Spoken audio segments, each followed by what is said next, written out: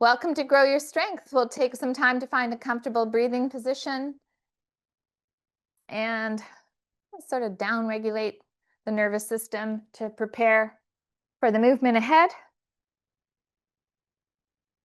Our mindset around our training. And congratulations for showing up for yourself, taking care of your health. I'm micro-adjusting anything that doesn't feel quite right through my neck and back. Now I can just focus on some breathing. Nice slow breath in.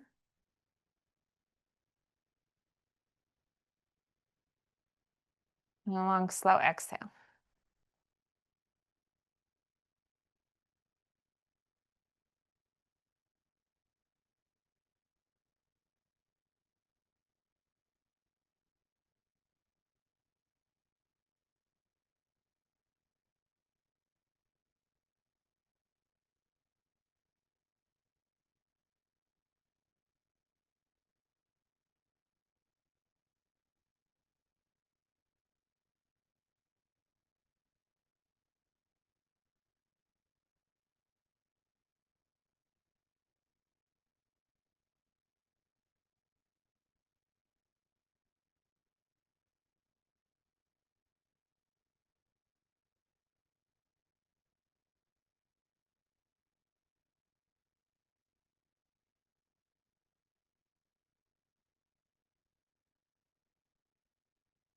After your next breath cycle, we'll slowly take it into reverse tabletop position and work our cores by creating that connection. Knees float over hips, hands to the roof, and then anchor in the shoulders. Do you need to teeter the low back down so you feel this whole core box nicely connected? Return to the deep breathing and wiggle your fingers and toes. Any option goes here. You can go on a diagonal, turning your head and looking at your hand that you drift overhead, turning your neck and getting some nice neck mobility. One of the things to be mindful for is that when you reach on the diagonal, this base leg doesn't move closer to your armpit. So try to keep it knee over hip, and generally makes it harder because we're not sort of closing in through the front of the hip to stabilize. Oh, I need a knee hug and an egg roll. And so holding the posture is one thing, and then keeping the breath fluid in and out as deep as you can is another. So let's reset and do one more variation. You can go wider with your arms and legs. Just change the angle.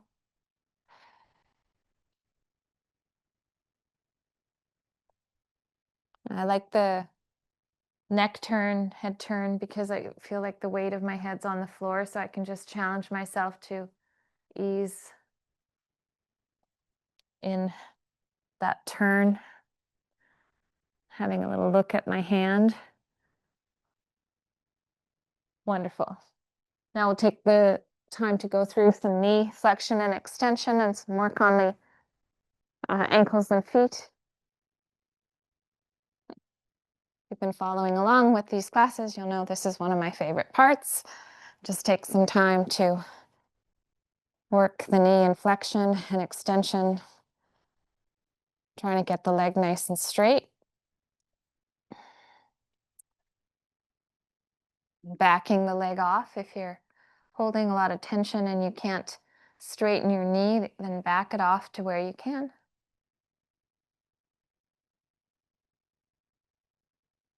Holding the leg in that extended position, start to move from the ankle, spread the toes, and just take some time to find the end range, pulling your toes in and toes to the roof. Here's the ankle rolls, sole of the foot, different directions. Now moving my toes to the roof, trying to keep my legs still. And then challenge yourself to do a few slow circles. Spreading my toes again, pulling through that circle. Getting a stretch right through the back of my leg, right up to my knee there when I go that slow. Good. Great attention to that. And then switching sides, adjusting the posture. I've got my non-working leg straight. If you couldn't adjust for the back to feel okay, you could have your knee bent. Yeah, that's good. Spreading the toes, finding that place that you can hold to isolate the ankle work.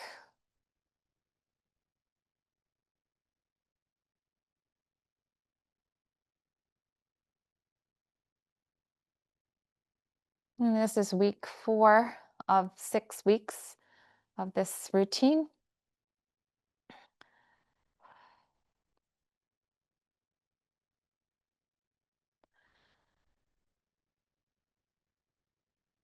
Rolling the sole of the foot in and out, different angles, and then now into the circles.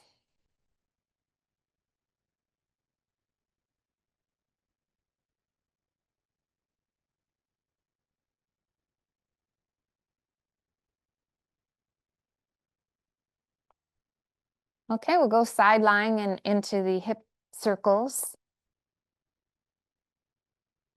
Take some time to stack your knees and feet and roll the front hip forward, and just bringing my knees up a bit so that when I take my top leg off, I can stay stable.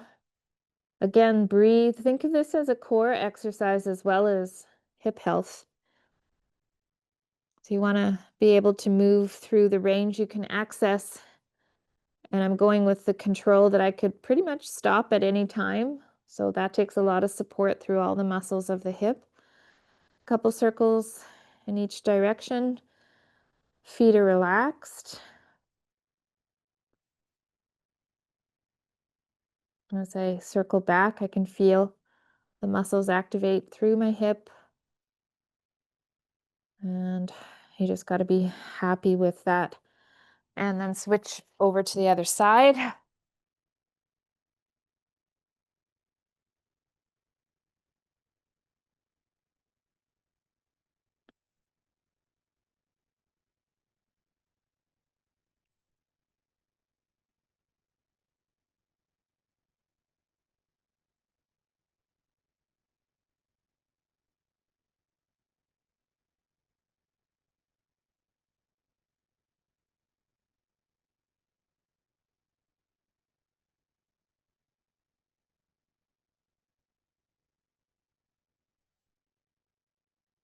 Today I'm going to take us into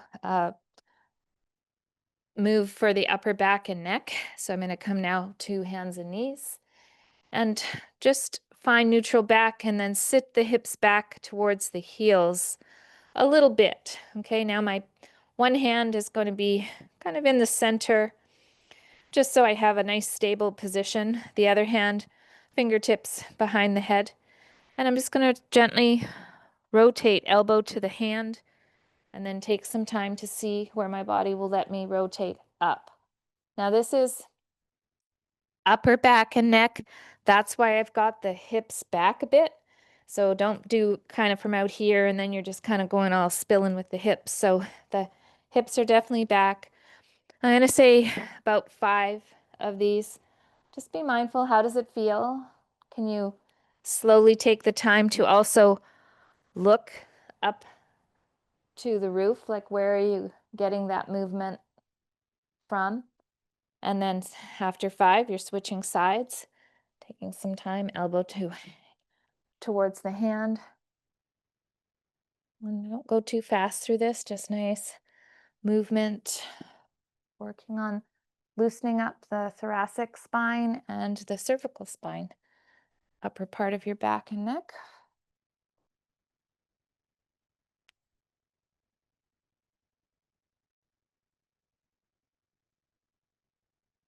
Good. From here, I'll take us to half kneeling.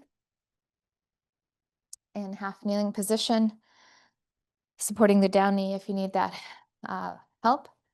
And I'm just aligning my posture, so stacking my rib cage over my hips, my arms are relaxed.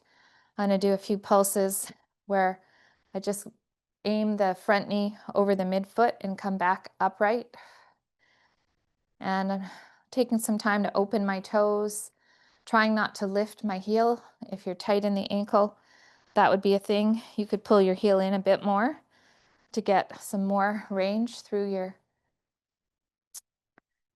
ankle and knee. And then let's take the down knee hand and just reach the fingertips to the roof as you pulse forward. About 3 of these. Just getting that length through this line, knees to fingertips. Okay, then I'll take the front foot out on an angle, pull the heel in, and we'll do some slow pulses here. Again, just that reminder to try and find the place that you can get some stretch to your ankle without lifting your heel. Otherwise, go out a little further. After 3 here, do go out a little further so you can sink in more to all of this area that tends to want a little stretch and benefit from creating some space by lengthening, putting them under stretch. And then here's some reaches. We'll do about 3 of these and then we'll switch sides.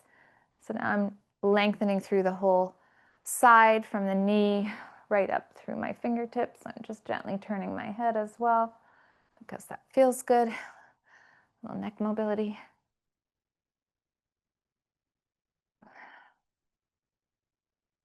Great. Okay, let's take some time to switch sides and level out the hips. Some pulses forward, arms are relaxed. Find a little stretch response, come back up to posture. After 3, we'll take the arm up.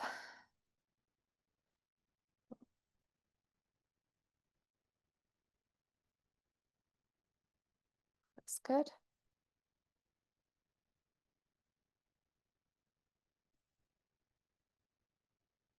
Take the leg out on the angle, pull the heel in to find that spot.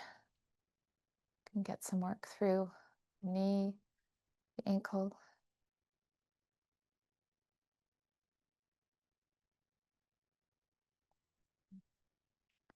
Put out a little further.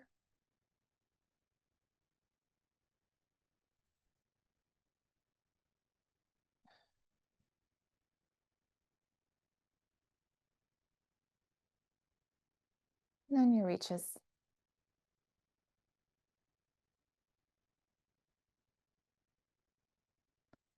I went to a workshop on Tuesday night put on by Impulse Sport Therapeutics in West Van, and a couple of the doctors there, chiropractors, did a workshop on what they want personal trainers to know, cueing, common injuries. It was fascinating. They did a great job. I'm going to do a row and just share one of the things that I thought was interesting about the row, and then we'll move on. So I think we had a band row like this in our last program. It's a good activation warm-up. So you just want to find a degree of tension, pulling the elbows to the sides, and we work on retracting the shoulder blades, pulling the shoulder blades together and then releasing. And they introduced this concept of a 2-part row. So the first part, like we always been doing, you row the elbows to the sides, keep the shoulder blades retracted as you let the arms straighten. So I'm working a little harder. And then when my arms are straight, I'm just going to let the tension gently pull my shoulder blades apart. Then I'm going to reset, row, work on squeezing or retracting the shoulder blades, slowly release the arms, keeping the retraction, and then when my arms are straight, release. So it's nice, a little add, I think, for warming up and some of your strength sets. I did this with some of my rows that I did in my program yesterday, and I felt it. I felt like I was really working a little harder. And one of the things with things like this, the band row, we don't it's not like we can do a row in a gym where we know, oh, that's 25 pounds, that's 15 pounds. So we have to play with the tension and holding that tension a little longer, more time under tension. It's good for our posture. Okay, so we go to double bridges now, and we'll start with 10, and then we're going to take it into some banded clamshells. I'm going, where's my band? Okay, so onto the back, 10 double bridges. If you wanted to put a band on now, that would be a-okay. I'm gonna just do mine without the band and put the band on for the clamshells. Okay, so here's our foot connection. No big arch in the back, working on aligning the posture so you can come up, activate hip muscles, down release. Okay, not coming too low, you don't get full hip extension. Anything higher than this, you'd be into your back. So just be mindful of the height and how it feels. Optional to put the band on as mentioned. And we'll go one knee only. So this is the external rotation of the hip. I'm back into my side lying position, top hips rolled forward. Nice and connected. Feet are relaxed as I lift the knee into the band and lower. Part 2, lift the knee and foot, keep the knee stable there, and then slowly bring the foot up. That's internally rotating from the hip back to neutral and back down. Now your band, your hips, everything individual. Go up to 5 of these. Taking some time, breathing through. This is resisted. Internal rotation.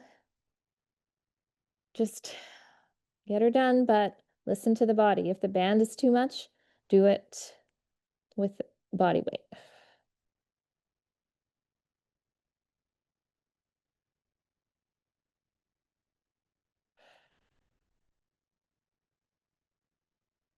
Good.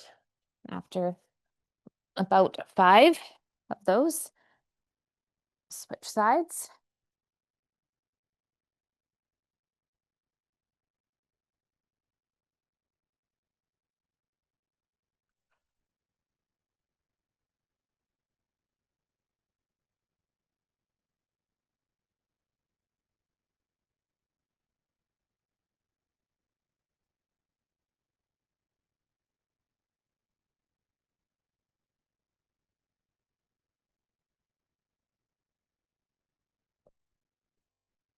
Excellent.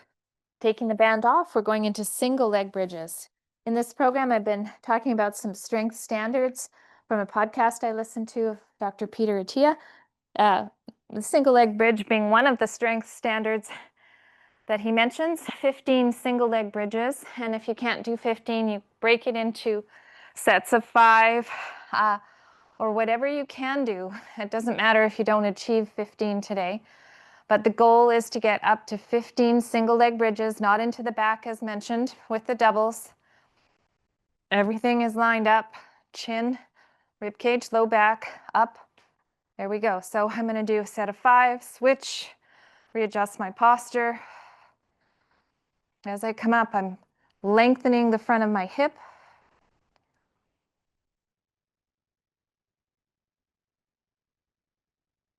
A cue could be you come up and kind of direct your knee towards your toes so that that pushes my foot into the ground a bit more. I get a nice length. I'll show you on this side. So knee in that direction, get a nice opening of that hip.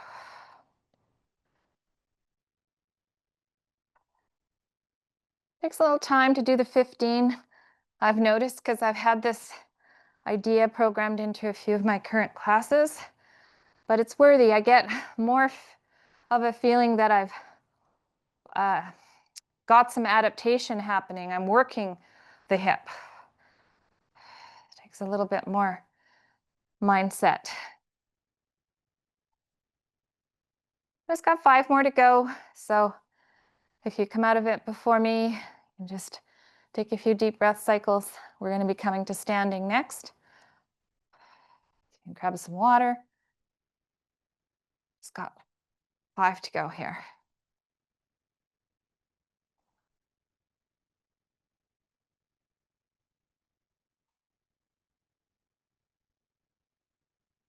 Excellent.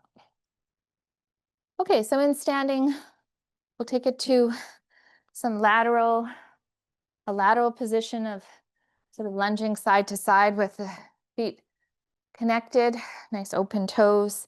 Take myself over to one side, I get a nice stretch, come back up to posture, feel my hips. You don't actually have to feel your hips, but you could.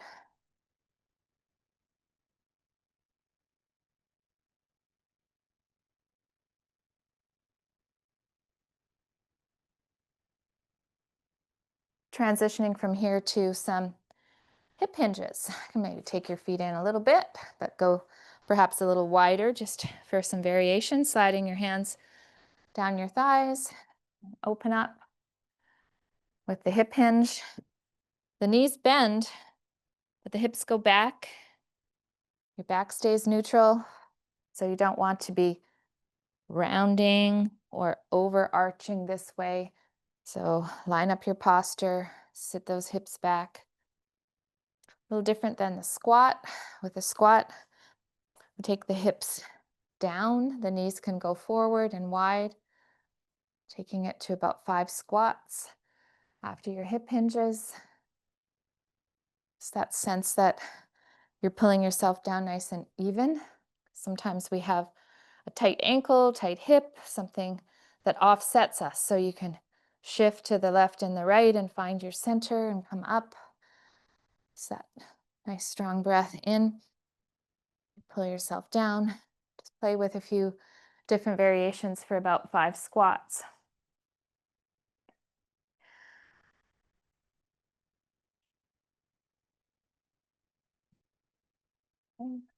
Reverse lunge with a reach.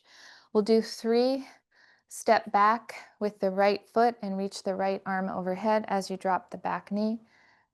And so you just step back. I'm opening up my hand, giving my fingers a little stretch. Right foot back, right arm overhead. A little balance going on here. And then add the rotation. So here we come into this position, rotate towards the front leg, back to center, back up. 3 of those, and then we'll switch sides.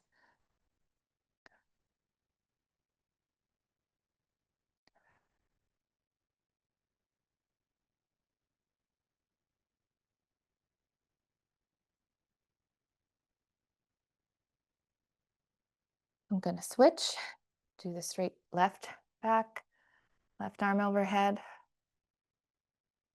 Focusing on something will help. So you step back, get control of your foot, then drop the knee, lift the hand. These moves have a lot of balance in them, so just remember it's all a practice.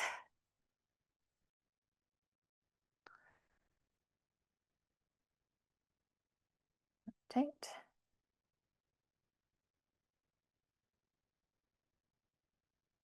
Some people might not get as low as me with the back knee. That's okay. It could just be step back and rotate. Okay, you don't have to necessarily come down, hold, and rotate. Okay, we'll go with some balance reaches today with a little bit of a variation. So I'm going to take a ball and I'm going to just reach out to my balance position and then take the ball and pass it through my low back. 1 circle each way. And then I'm coming back up to standing and I'm going to switch legs. Now, if you can't hold the balance position like this to pass the ball around, it's too much of a challenge for you, then just track your back toe on the floor a little bit. Most of the weight is in the front foot. And now I go for the ball pass. 1 circle in each direction and back up to standing. Okay, so you've got options. It could be a full reach. Don't hold your breath.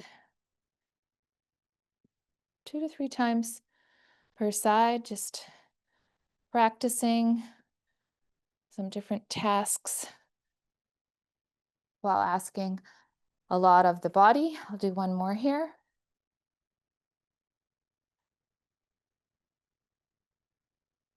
Excellent.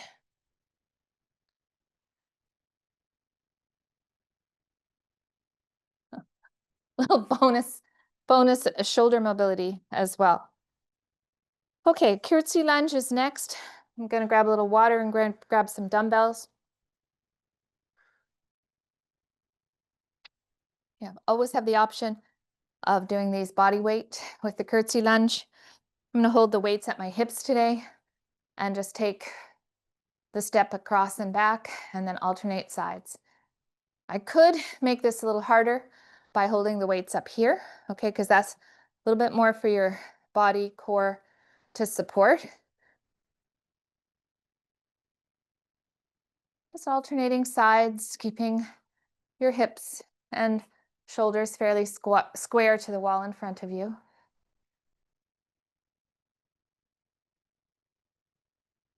Good. Finish that off, 6 per side.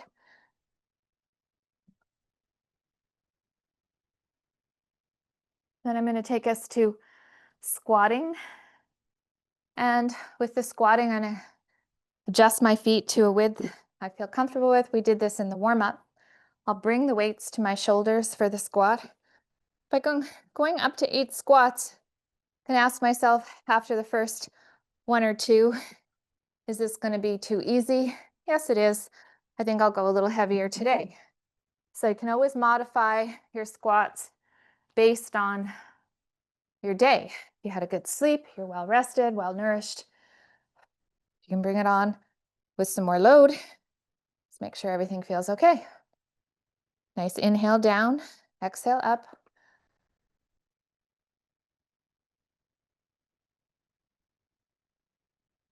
But pulling down even sort of feeling. Back stays connected, so I'm not rounding or arching. Excellent. Okay, now we'll try some balance with the option of holding a weight between the hands. It could be a kettlebell. I'll take some time to connect my foot, take a breath in, and I'm hinging to where I have control and coming back up. So if you're new to this might be as far as you hinge, and you might also need to hinge and tap your toe and come back up, right? So if leaving your foot in the air is too unstable, you're tapping your toe and coming back up. Once you've practiced this and you've got the hip mobility and the strength through your single leg to hinge further, you still want to keep your back neutral, shoulders square to the wall in front of you, and then shoulders square to the floor. 3 to 5 of these moves. I'm going to do 1 more per side.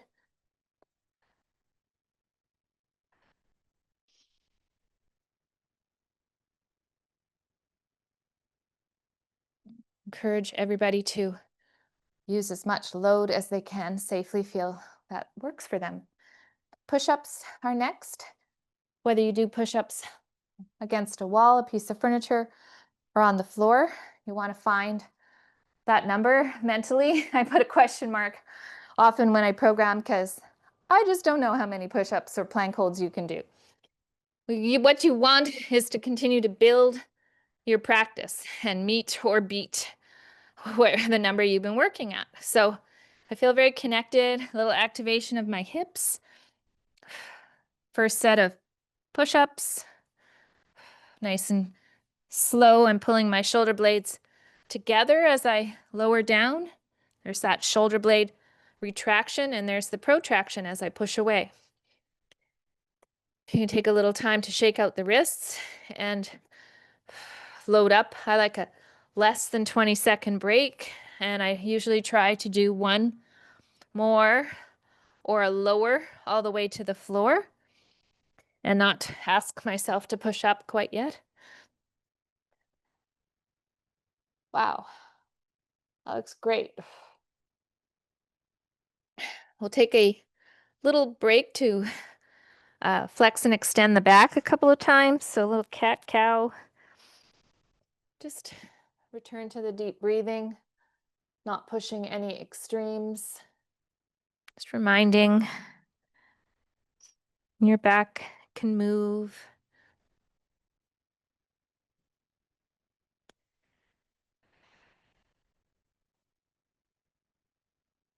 And I'm going to run us through that set one more time today, starting with the curtsy lunges.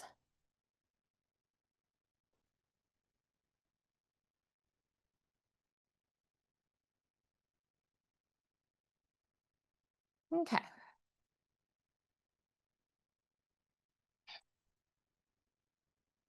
I went up a dumbbell size, keeping the weights at the hips, alternating sides. Just taking some time. Nice deep breathing. Want to breathe in as you step back and down. That would be how I would suggest, but you don't always have to coordinate breath with every movement. We can, especially if we want the support for our back. We're lifting heavier things. The imposed demand is greater. So should be our attention to breath.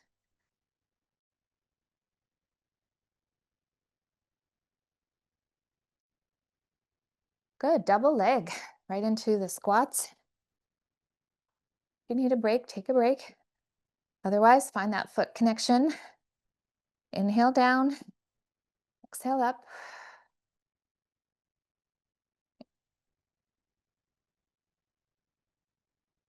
Aiming for about 8.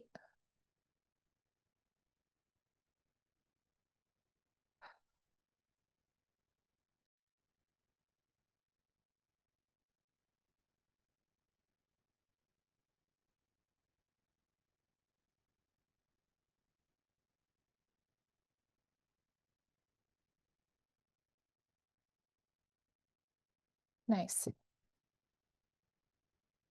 Single leg balance with the option to hold the weight in a hinge position. Remember, you can tap the toe or take it into a depth that you can control, keeping that awareness through the upper back and shoulders. So I'm not letting the weight pull me into a rounded position.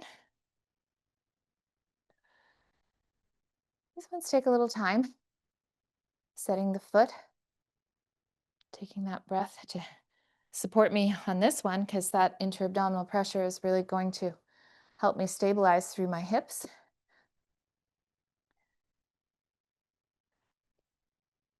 Pushing this heel to the wall behind me. That idea for that cue is that you get that reach through the back leg, fully extending the knee.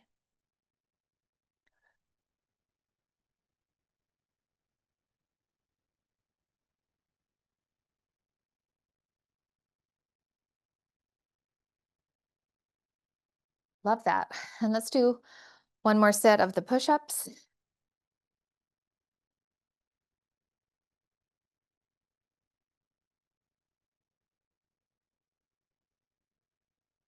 Taking some time to set the hands. What is the number that your internal dialogue is telling you? Mine says 5, 2.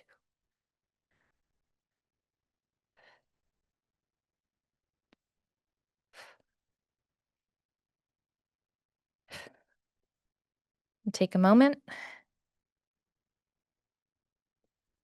Reset. One more.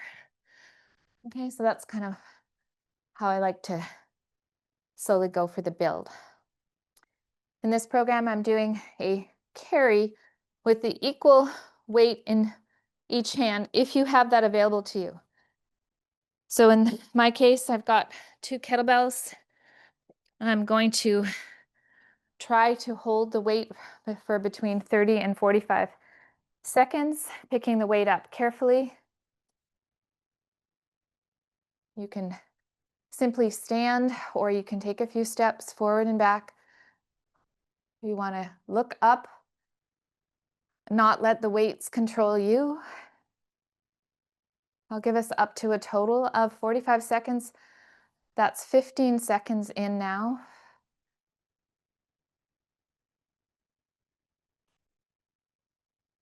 Okay, if it starts to feel fatiguing in the neck and shoulders, back, pretty much anywhere, You can put that down, and I'm ready to put mine down. That's 35 seconds now. 10 seconds to go if you're going to go for the full 45.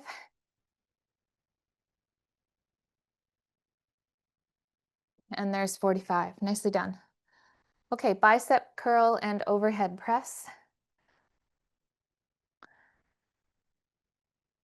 For this one, it's a two-part exercise, so you're limited by what weight you can safely press overhead. And just taking your time to go through some reps. If you're in control of the weight, you have a bit more liberty with the angles and the speed. That mind-muscle connection through the front of the arms, squeeze, open, press away. Many people, when they do presses like this, they go into extension, so they would lock the knees and kind of come back here to get it overhead. So you got to be thinking about floating the weight over your feet, pressing, pulling, right? It's got a lot to do with our spine. Remember that thoracic spine that we mobilized a little bit, that in our shoulder work. So it all comes together when you do the mobility exercises and then put the strength on top. It sounds like icing a cake. Okay, staggered bent over row and tricep extension. I'm going to do this one side at a time today. So right foot back, weight in the right hand. Here's my row, and here's my tricep extension. Listen to the body as you row up. Elbow comes to the side, and then fully extend back, trying to not dump into the shoulder or the neck. Row, extend.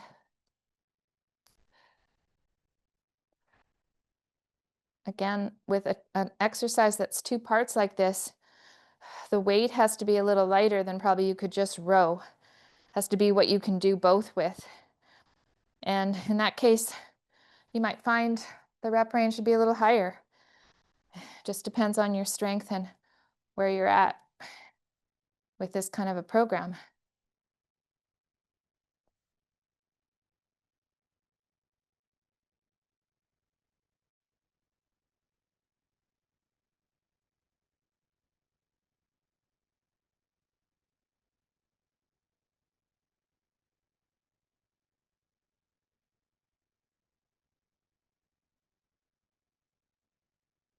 I'm going to take both weights now, so weight in each hand, and go into a 1, 2, 3 freeze.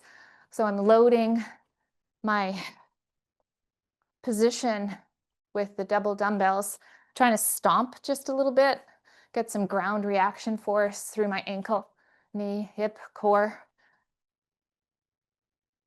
You can change the angles. If you wanted to and felt safe, you could do a blink. Quickly close your eyes when you're in that stomp position. Blink, open, blink. We'll go for another 15 seconds.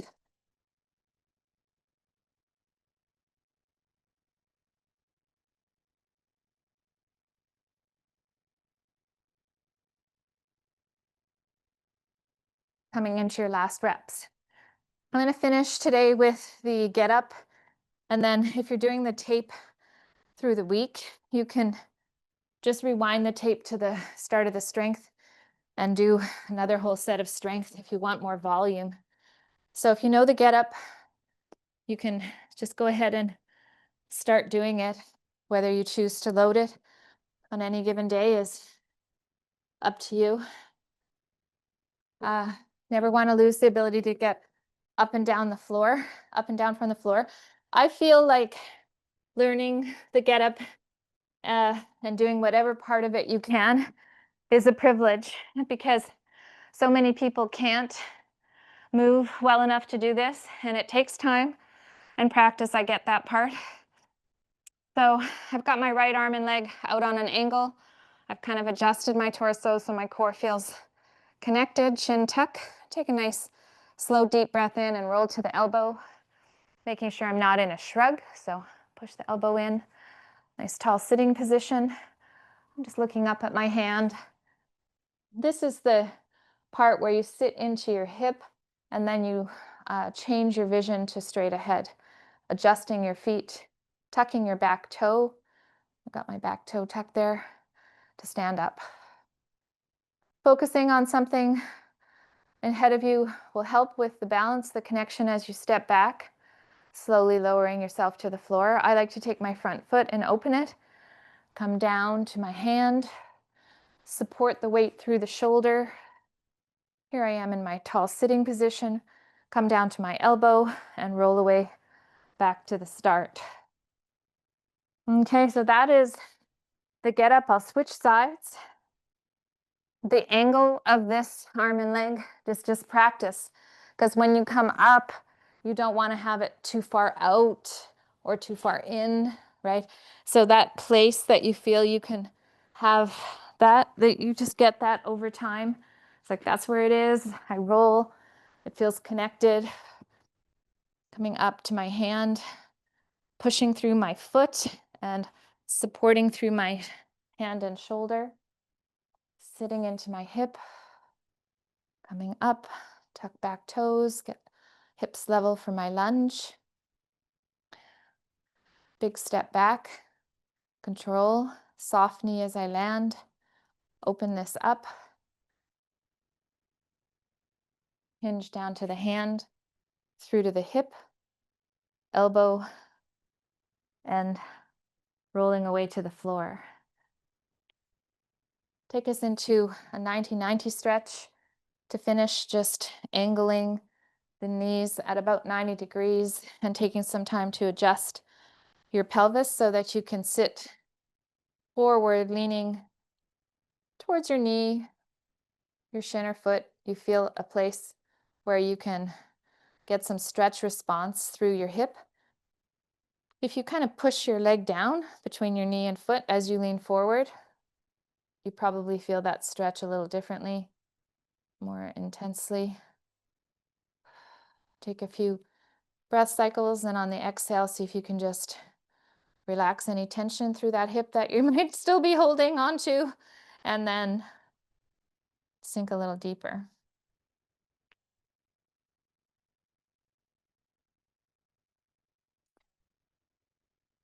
Very nice. Okay, taking some time to just slowly switch over. Adjust. Play with some different angles. Did you push the front foot down?